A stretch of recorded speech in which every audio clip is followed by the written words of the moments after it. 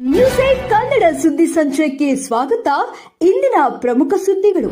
ಬೆಂಗಳೂರು ತಲಗಟ್ಟಪುರದ ಶ್ರೀ ಕಾಲಭೈರವೇಶ್ವರ ಸ್ವಾಮಿ ಮತ್ತು ಶ್ರೀ ಮಾರಮ್ಮ ದೇವಿ ದೇವಸ್ಥಾನದ ಮೊದಲನೇ ವಾರ್ಷಿಕೋತ್ಸವ ಆಚರಣೆ ಇತ್ತೀಚೆಗೆ ಶ್ರದ್ಧಾಭಕ್ತಿಯಿಂದ ನೆರವೇರಿತು.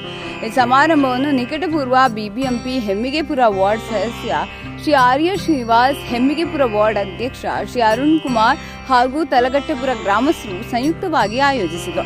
ಕಾರ್ತಿಕ ಮಾಸದ ಬಹುಳ ಅಷ್ಟಮಿಯ 12ನೇ ನವೆಂಬರ್ 2025 ಗುರುವಾರ ಬೆಳಿಗ್ಗೆ 7 ಗಂಟೆಗೆ ಗಣಪತಿ ಪೂಜೆ, ಭಜನೆ ಮತ್ತು ವಾಸುದೇವ ಪೂಜೆಯೊಂದಿಗೆ ಕಾರ್ಯಕ್ರಮ ಆರಂಭವಾಯಿತು. ಮುಂದುವರಿದು ರಕ್ಕಬಂಧನ, ನವಗ್ರಹ ಆರಾಧನೆ, ಕಲಶಾರಾಧನೆ, ಗಣಪತಿ ಹೋಮ, ನವಗ್ರಹ ಹೋಮ, ದುರ್ಗಾ ಹೋಮ ಮತ್ತು ಶ್ರೀ ಮಾರಮ್ಮದೇವಿಯ ವಿಶೇಷ ಹೋಮ ಪೂಜಾ ವಿಧಿಗಳು ನೆರವೇರಿಸಲ್ಪಟ್ಟವು.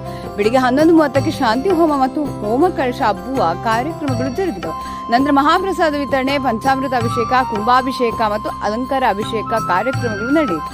ಮಧ್ಯಾಹ್ನ 1:30ಕ್ಕೆ ಮಹಾಮಂಗಳಾರತಿ ನೆರವೇರಿತು. ಭಕ್ತರು ಮತ್ತು ಗ್ರಾಮಸ್ಥರು ಹೆಚ್ಚಿನ ಭಾಗವಹಿಸುವಿಕೆ ಕಾರ್ಯಕ್ರಮಕ್ಕೆ ವಿಶೇಷ ಮೆರುಗು ನೀಡಿದ್ದು ವಾರ್ಷಿಕೋತ್ಸವವನ್ನು ಶಿಸ್ತಿನ ಹಾಗೂ ಸಾಂಪ್ರದಾಯಿಕ ವೈಭವದೊಂದಿಗೆ ಯಶಸ್ವಿಯಾಗಿ ನೆರವೇರಿಸಲಾಯಿತು.